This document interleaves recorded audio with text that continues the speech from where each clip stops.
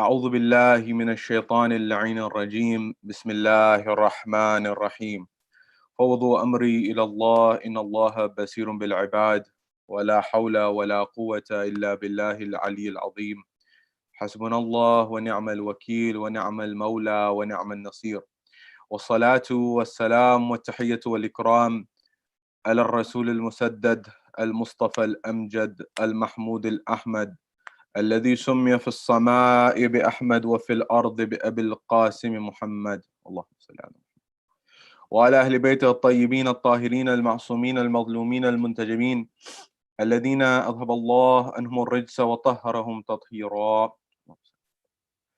وقل رب اشرح لي صدري ويسر لي أمري واحلل عقدة من لساني يفقه قولي أما بعد قال الله تبارك وتعالى في كتاب الكريم بسم الله الرحمن الرحيم لن تنالوا البر حتى تنفقوا مما تحبون صدق الله العلي العظيم. My respected elders, brothers and sisters in Iman, salamun alaikum jami'an wa rahmatullahi wa barakatuh, wherever you may be. First off, a very happy Mother's Day to all of those in the United States and in Europe and throughout the globe. I know it's not the case in Europe, for example, but it certainly is in the United States. And therefore, in Islam, the position of the mother is such that we commemorate and respect and revere mothers all day and at every moment in time. And so may Allah bless all of them, my mother included, and all of your mothers, inshallah. If they are here, may Allah bless them, may Allah grant them long lives. And at the same time, if they have departed from this world, may Allah grant them the highest status in Jannah, inshallah. Having said this, the question that I want to give you at the onset of our conversation is, why me? Why do I have to deal with adversity? Why do I have to deal with difficulty? Keep this question at the forefront of your mind. When we look at our modern world and our modern society, especially the current times that we're going through, that is the time of COVID-19, the crisis of the coronavirus, it has led us to unprecedented times, times which we have never seen before in our lifetimes, times that are very new to us, times where we are in isolation, times where we are in lockdown, times where we are spending times indoors that we're not used to and we have not throughout times.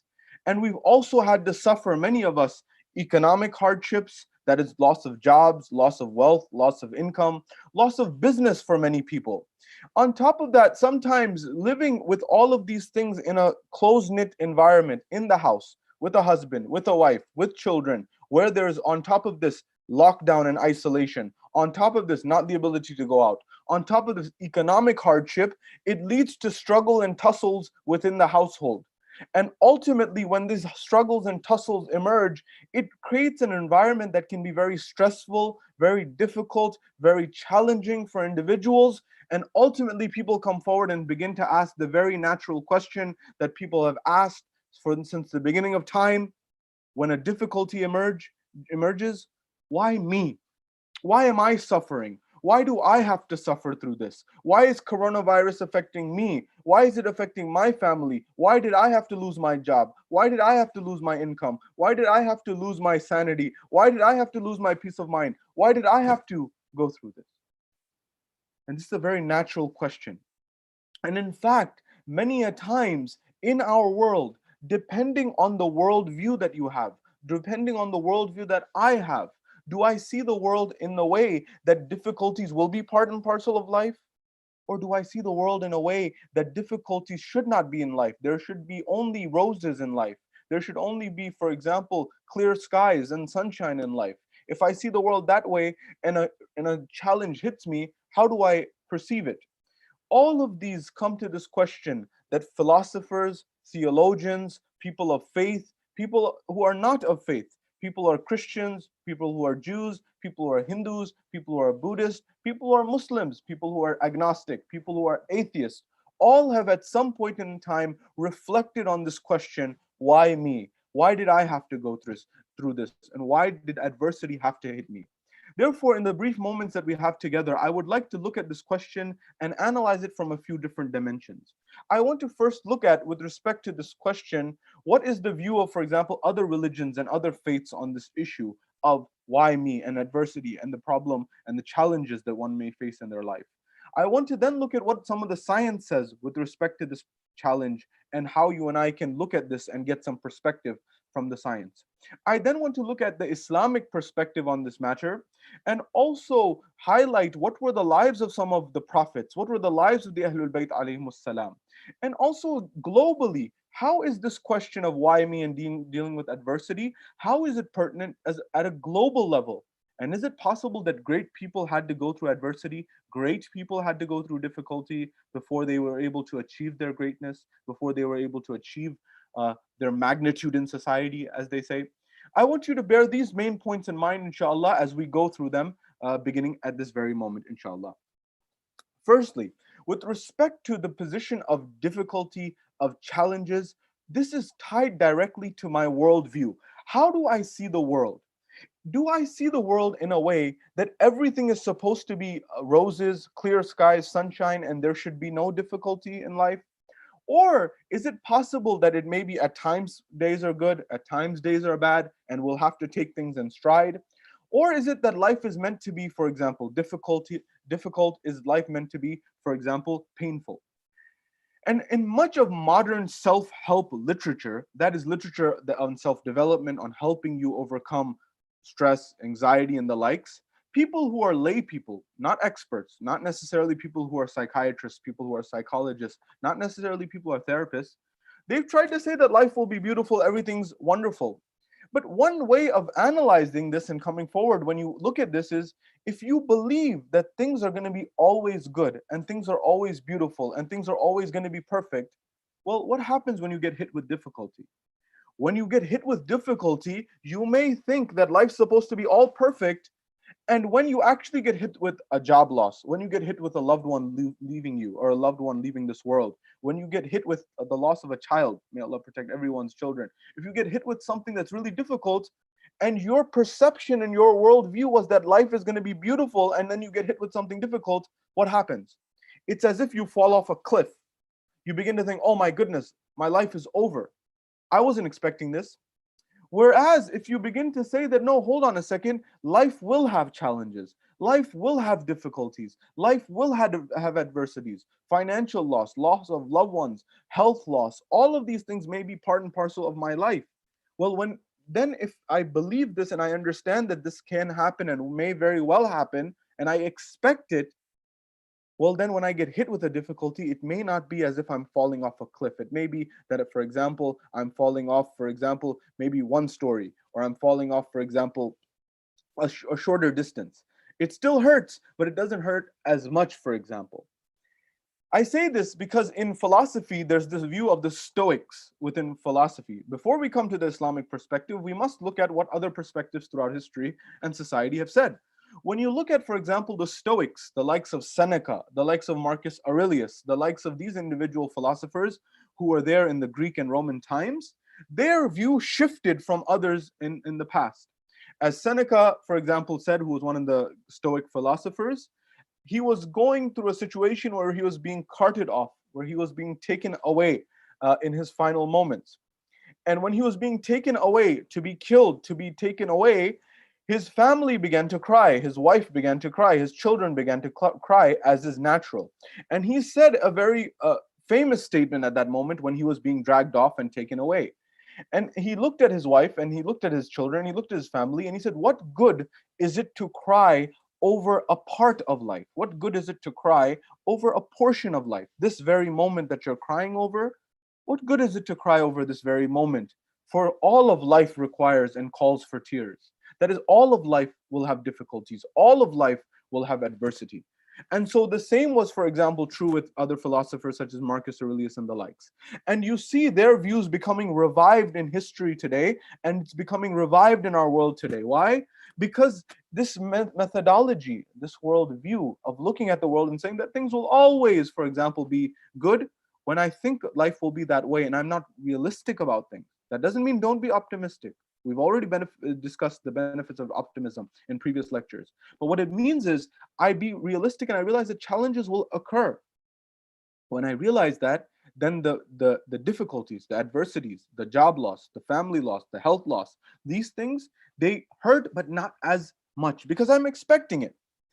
And so this was the revival. That's also why Buddhist philosophy has emerged and become very popular in Western or in industrial economies in the East and the West. Why has it become popular? Because people have come forward. Buddhism actually purports that life is suffering. Life will have suffering. Why? Because if you look at the life of someone like Buddha, whose teachings have now become very popular and very famous, well, he was born into a royal family, a family that had all societal prestige in what's now modern day India. His father had kept him in an ivory tower and had kept him protected from all the difficulties and all the adversity of life. He wanted to keep his son away from all the challenges of life, all the challenges of financial difficulty, of loss, of everything that you can think of. He wanted to protect him. And yet his son, at that moment in time, he feels lonely, he feels depressed, he feels isolated, yet despite all of the good intentions of his father. So he goes out on this journey of introspection, of reflection, of looking at life, of trying to understand life. And he realizes and he comes to his conclusion that life is suffering. That father who's trying to protect his child and give everything in terms of wealth and worldly position, his child still ends up suffering. And that it may very well be the case that that one who is not trying to be protected may not suffer, but still find some way of suffering. And so that was the conclusion of Buddhist philosophies. And these thoughts are all coming forward now in our modern world and emerging once again. What's the perspective? What's the view of Islam on this matter? What's the view of Islam with respect to challenges, adversities, difficulties in life? Islam is very clear and categorical that life will have difficulties, life will have challenges. We will have to give away at times from our wealth. We may have to lose some money, some wealth. We may at times have to, for example, go through sickness, go through illness, go through difficulty. We may at times, for example, lose someone we care about deeply, lose someone we love very deeply. We may have to go all of these things. And these are all trials, all tests that Allah subhanahu wa ta'ala gives us in our lives so that we can develop ourselves, so that we can raise ourselves in terms of our spiritual status, and so that we can get divine benefits and divine bounty in the hereafter and the world to come. But don't neglect the fact that challenges and difficulties can give you and I benefits in this world as well. If you look at any major thinker, any great person in history, you'll be hard pressed to find someone who has not gone through difficulty in life before achieving greatness in their lives. These are people who are presidents, prime ministers, world leaders, people who are scholars.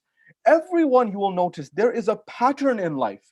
And that pattern in life is when one goes through difficulty and goes through these dark times, you have the choice and the ability to learn lessons from those difficult times. And by learning lessons, we implement change. And when we implement change, we have the ability to rise from the ashes and rise to greatness. As Joseph Campbell, the philosopher and the scholar of literature, highlights in his book, The Hero's Journey, one of the favorite books of celebrities and the rich and famous and the people who have made it in life from the material realm.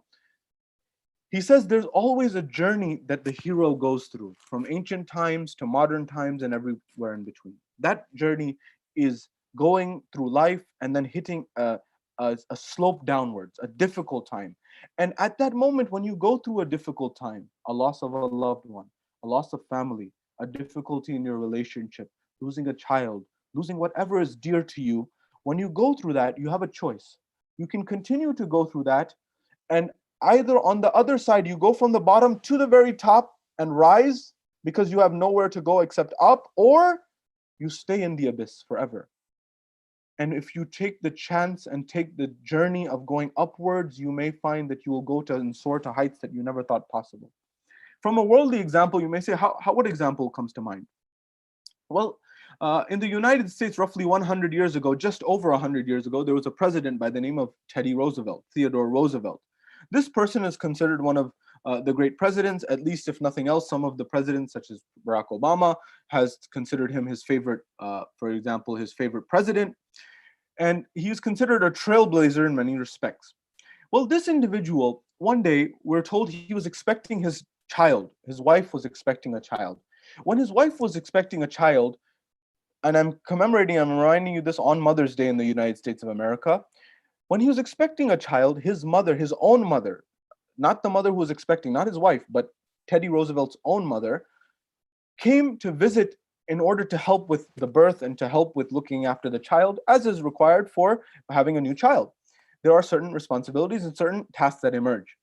And so when his mother came and visited, Teddy Roosevelt received the news. He received a phone call while he's in his office that his mother is on her way, and at the same time, his wife is delivering. And not too long later, he gets a phone call, and that phone call, when he picks it up, it may be the most difficult phone call he's ever received in his life.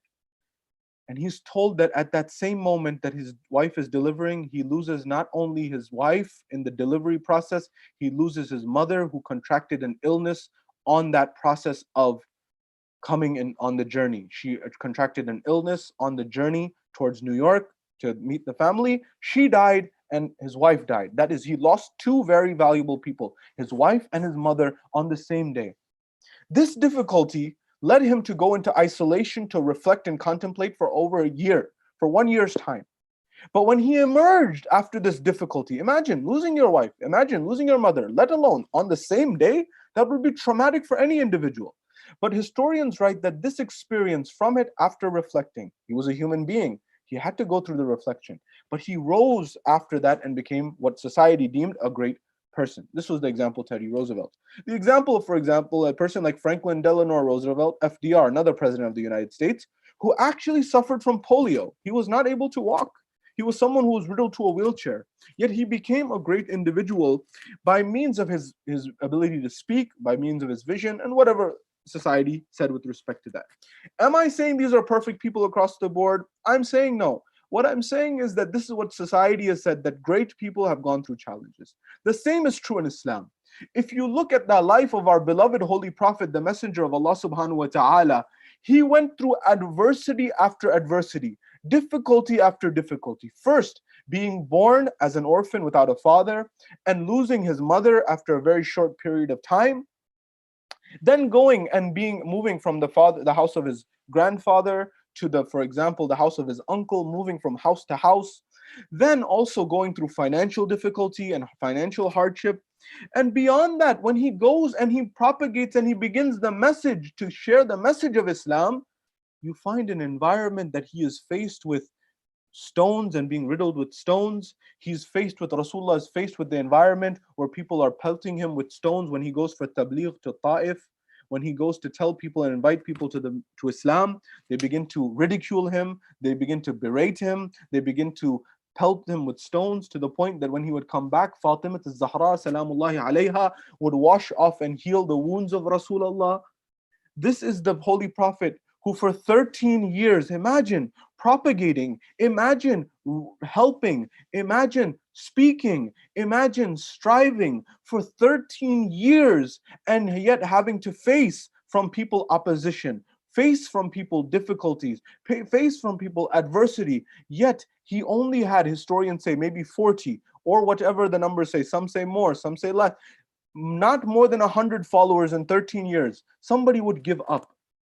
But if you look at the wave of history, every person who has achieved greatness, whether it was Islamic, whether it was spiritual, whether it was intellectual, whether it was scientific, if you look at the trajectory of their lives, there will be a portion in time where they go through difficulty and adversity. As the very famous statement that is attributed to Gandhi, where he says, whenever you want to go for a movement, whenever you want to go towards a change and a shift in society, you will have a certain number of stages that come forward. What are those stages that come forward? First, they will ignore you. When you want to change society, first people will ignore you. Understand this as a formula for success in life. So number one, they'll ignore you. They'll say, they will act as if you don't exist. The second stage is they will ridicule you. They will make fun of you. They will belittle you. They will taunt you. They will bully you. Society will bully you. This is the second stage of revolution and reformation and change in society. The third stage is after ignoring you, after humiliating you, after making fun of you, they will begin to fight you directly. They will begin to fight you head on, either through words or even more than this. Society may begin to fight you in all of the dimensions that they have. And the final scenario and the final stage of revolution and reform is that of success. You win. Every reformer went through this stage. Rasulullah was no exception. When Rasulullah first emerged, they tried to ignore Rasulullah. They tried to go away from him. They tried to divert people away from him. They ignored Rasulullah. Then when he began to get traction, when he began to say logical things, which he was saying from the beginning, but people began to say what he's saying is making sense. When he began to draw the hearts, draw the minds, and tell people Islam is here to make your lives easier, to make your lives more fair, more just, more equitable, then people began to get attracted. So what did the chieftains of Mecca, of Quraysh do? What did the tribal leaders of Ta'if do? What did the people whose livelihoods and their way of life was being disrupted by Rasulullah's movement? They began to humiliate him. They began to ridicule him. They tried to make fun of him. They tried to make fun of him. They would call him a magician. They would call him a person who was trying to sway the people, and use all types of derogatory terms towards Rasulullah. They would call him abtar, for example. This was the second level. The third one was where they began to fight him outright. They began to fight him through words. They began to fight him at Badr, at Uhud, and at Khandak and Khaybar, and they began to fight him outward. And finally, at that moment of the conquest of Mecca, one may say, that when he's there and he goes from Medina back towards Mecca, when he goes back towards Mecca and he has ultimate dominion and control over the people, and they begin to say that, what are you to do with us? He forgives them all. That's true success of Rasulullah. Fatih Mecca. He says, you are the tulaqa, you will go free. You are to be given amnesty. You are to be, we will not harm you, we will not hurt you, we will not. What Rasulullah calls it his greatest achievement, where he conquered Mecca without bloodshed. I tell this to the people who call out and say Rasulullah Azam, the Holy Prophet, was someone who was, God forbid, a warmonger. He was far from it. In fact, the last resort was war. In fact, the peace treaty, the pen, is where he tried to solve matters first and foremost. This is the Prophet that you and I follow. But when you look at the lives of the prophets throughout, whether it was, for example, Nuh alayhi salam, Musa alayhi salam, Isa alayhi salam, Ayyub alayhi salam, all the great prophets of Islam, they had to go through difficulty in order to achieve greatness. Not only in Islam, by the way. By the way, you will find this, for example, in Judaism, in Christianity, within that as well.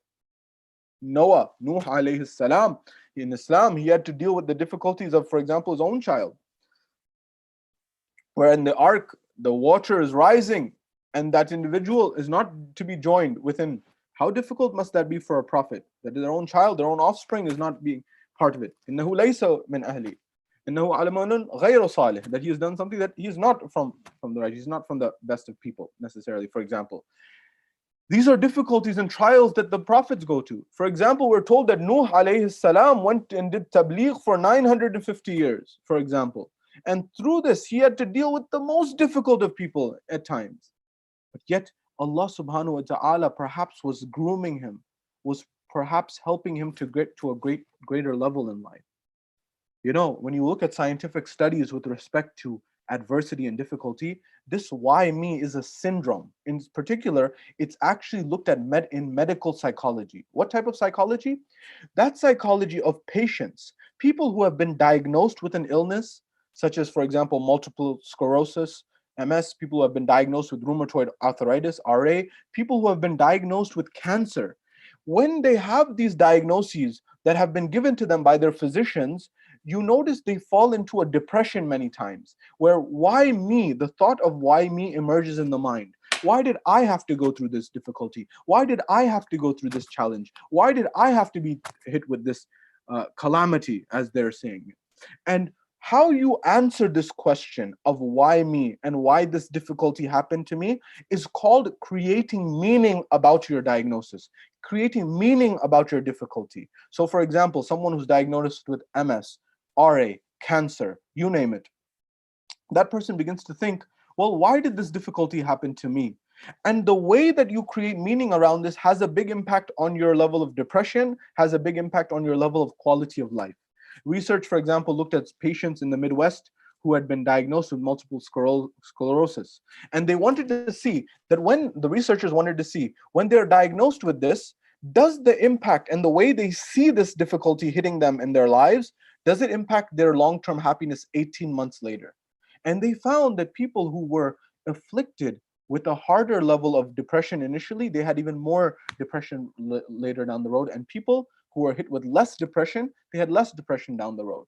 For example, the meaning that people created when they were diagnosed with MS, for example, was different. The way they said that this is a challenge, and some people said, this is a challenge, and I'll be faced with challenges in life, will be hitting me with challenges. And this is just one of many challenges, and I will take this with honor, dignity, grace. It's not easy, it's difficult, but I have control over one thing, and that is my mind.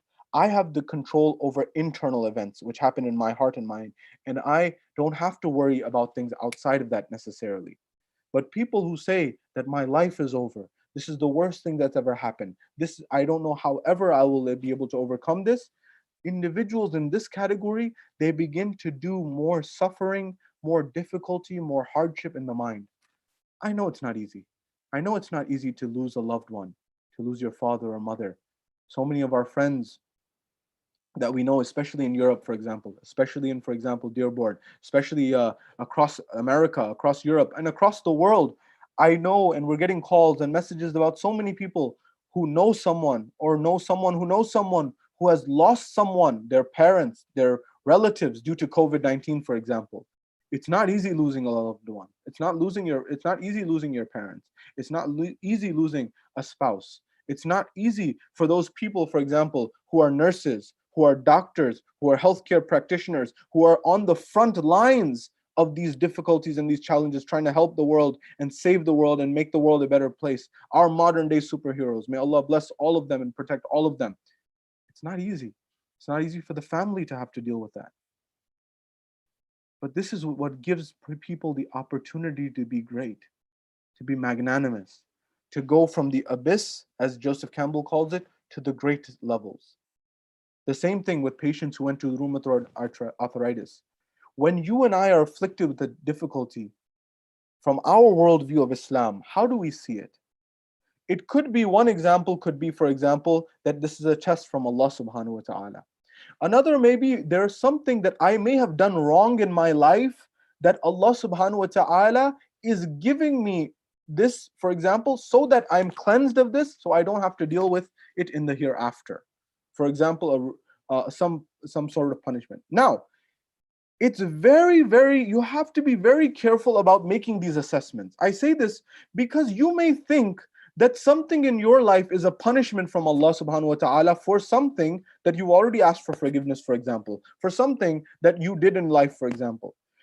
I would implore you and I would invite you to not try to play the position of God, not try to play the mind of God in this position, because you may not understand and know all the variables in the equation. You and I may not know all the different dimensions of the equation.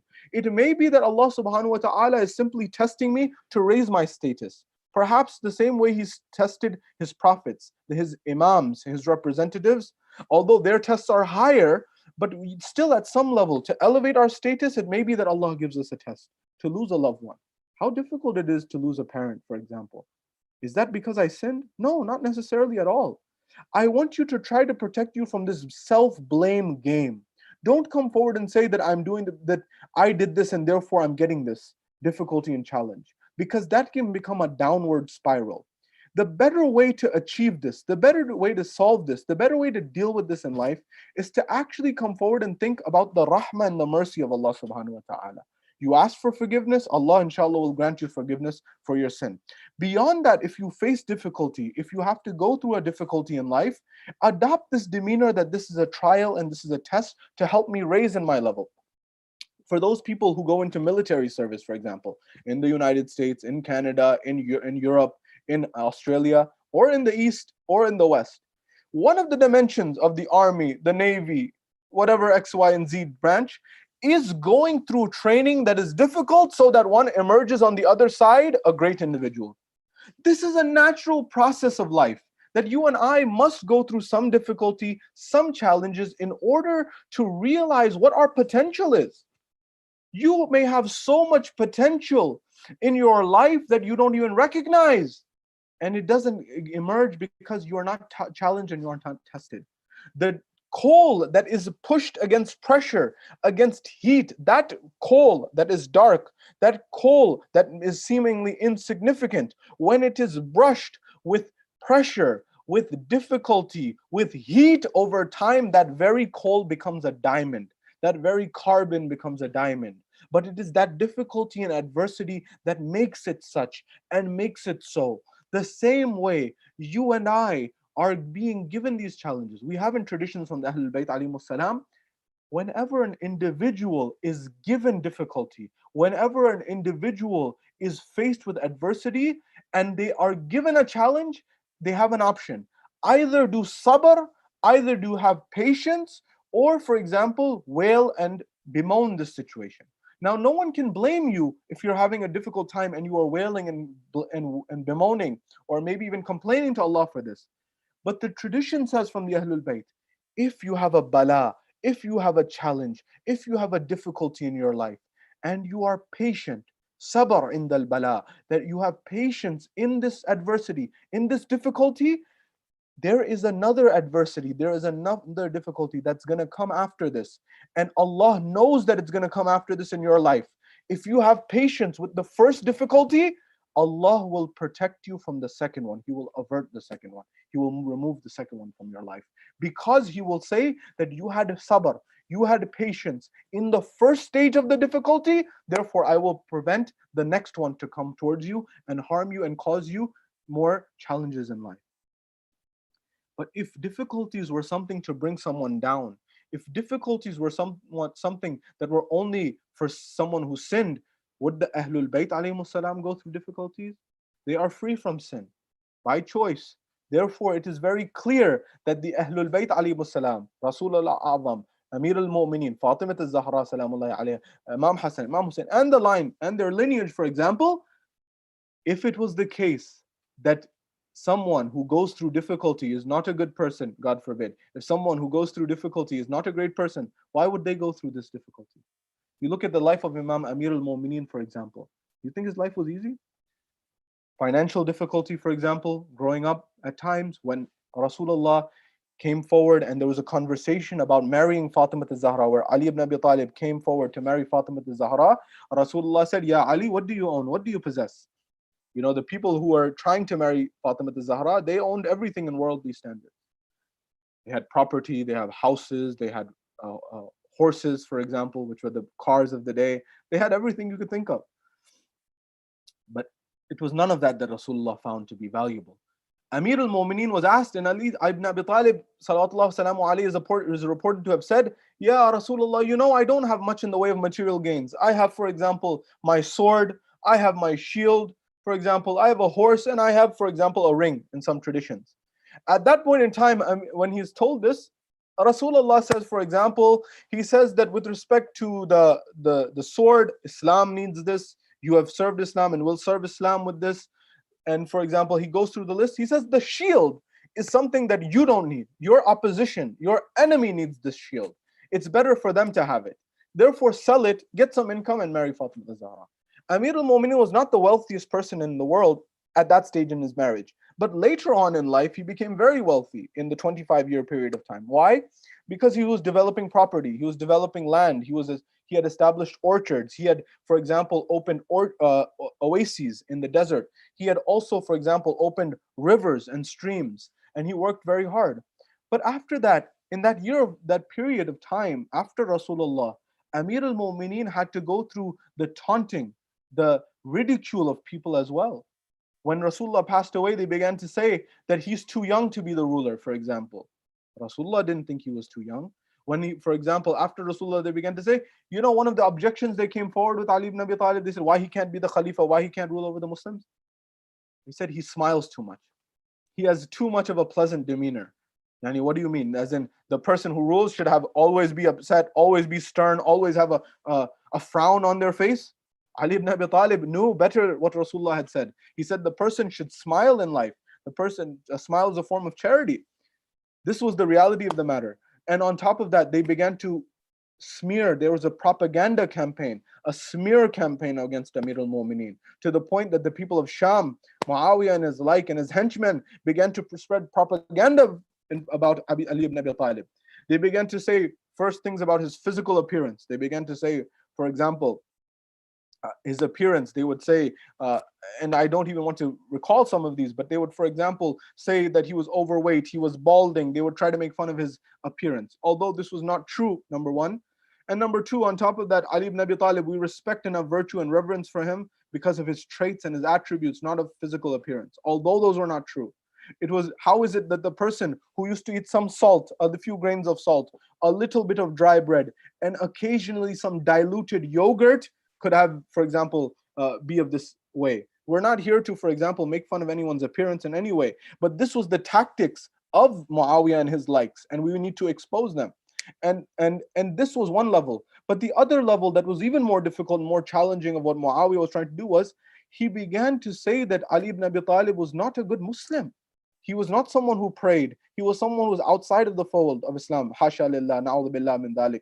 That this is absolutely ridiculous. To the point that when he was martyred, when he was assassinated, Ali ibn Abi Talib, the people of Levant began to ask how. How was he killed? How was he martyred? How did he die? They said he died in a state of prayer. When they heard this, that he died in a state of prayer, they were shocked that Ali ibn Abi Talib used to pray.